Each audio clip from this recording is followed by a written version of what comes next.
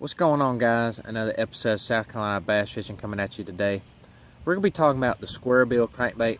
This square bill crankbait is one of those crankbaits you can get for like $1 at Walmart.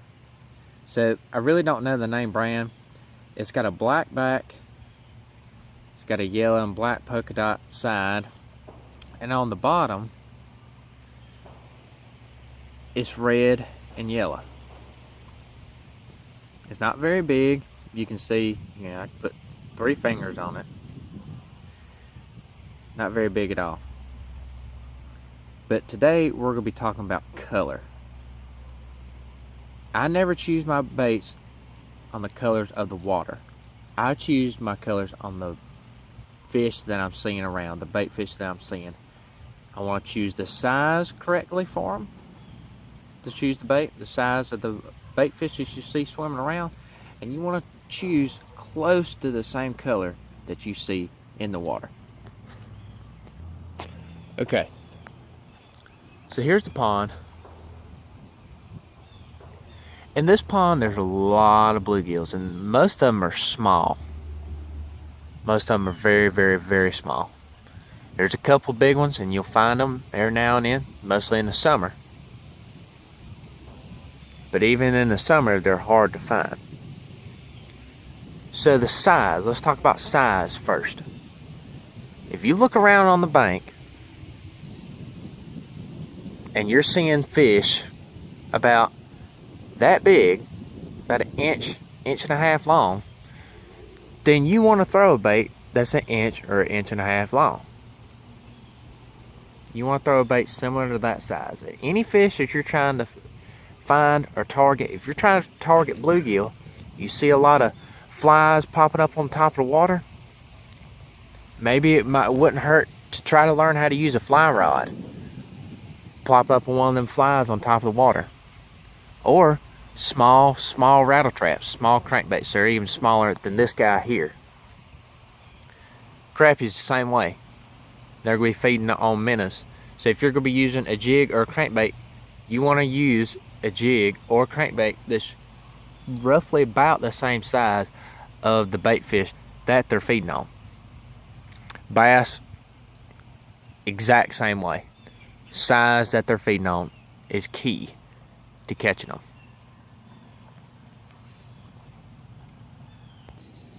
Now right now I'm going to talk about why I'm using this color. I'm using this color here because a lot of these bluegills in here have a really, really dark back to them. And the sides are kind of in between as far as how bright they are. But I will say most of these fish in here are very, very dark in color. I'm throwing this crankbait because right now I'm seeing a lot of smaller bluegills that kind of have a yellowish tint to it. So this is what I'm going to be going with, is this guy right here.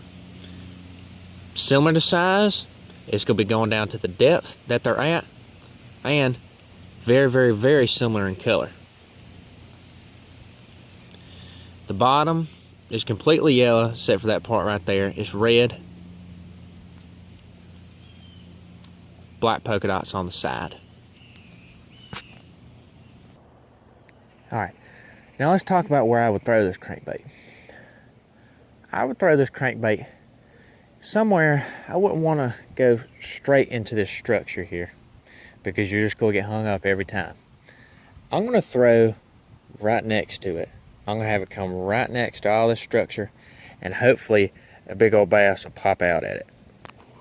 Now when I throw these crankbaits, I don't want to throw it too far out. I want to keep it kind of like in a happy medium. I would say you want to catch maybe 15 foot out or so. You don't want your retrieve to be very, very fast, especially with that crankbait there. The smaller crankbaits, the faster you have the retrieve, I've noticed that they kind of want to flip on their side, and they really don't have a good action to them. So I'm going to try to make a cast right here with all these trees in the way. Okay, so that's about where I want it. Okay, So I'm just going to start off with a slow retrieve.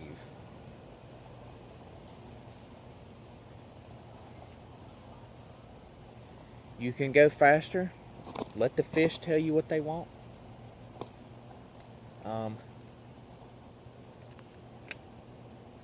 Once the fish tells you what it wants,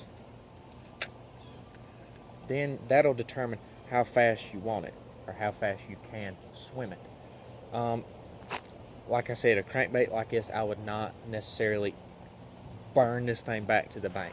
I would maybe do it on a bigger one, or maybe on a rattle trap or something like that, but I would not do it on a crankbait in this size here, because like I said, it's just gonna flip on its side, and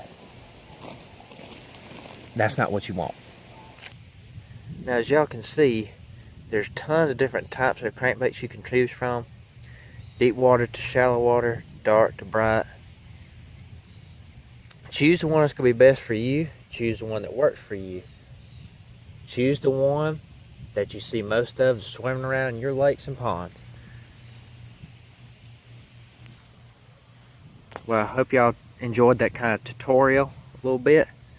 If y'all have any questions, send me a comment.